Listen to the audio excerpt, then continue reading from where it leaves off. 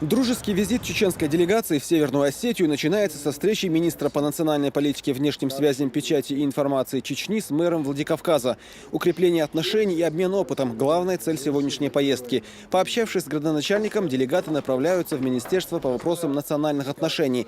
В ходе беседы с руководителем ведомства Сосланом Фраевым стороны обсуждают вопросы, которые касаются всех регионов Северного Кавказа. Когда вот эти все моменты, которые даже в Москве на сегодняшний день происходят, да, любой какой-то Кавказе где-то там что-то, какое-то правонарушение сделать, даже административное, уже начинают это везде раздувать. Естественно, у москвича, который там, он достали уже эти кавказцы. Ну, преступник, он и есть преступник, если он совершил это преступление. А какая национальность у него, для чего это?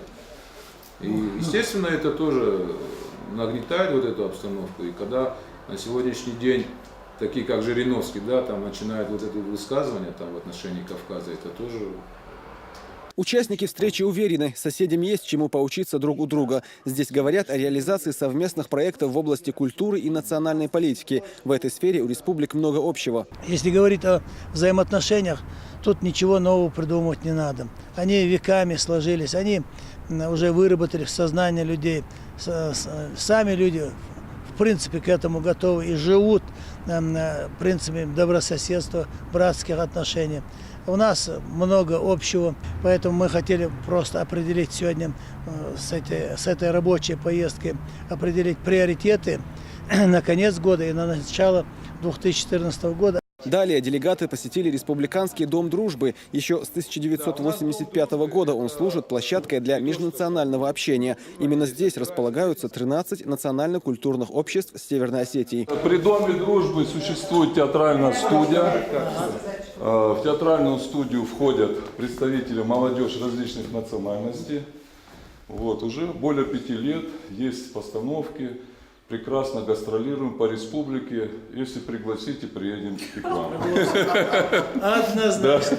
Делегаты знакомятся с культурой каждого народа. Ну а сотрудники Дома дружбы, в свою очередь, рассказывают про работу учреждения. Собирают мероприятия мы на разном уровне. В Русском театре проводим, и в других местах, и на площадках различных.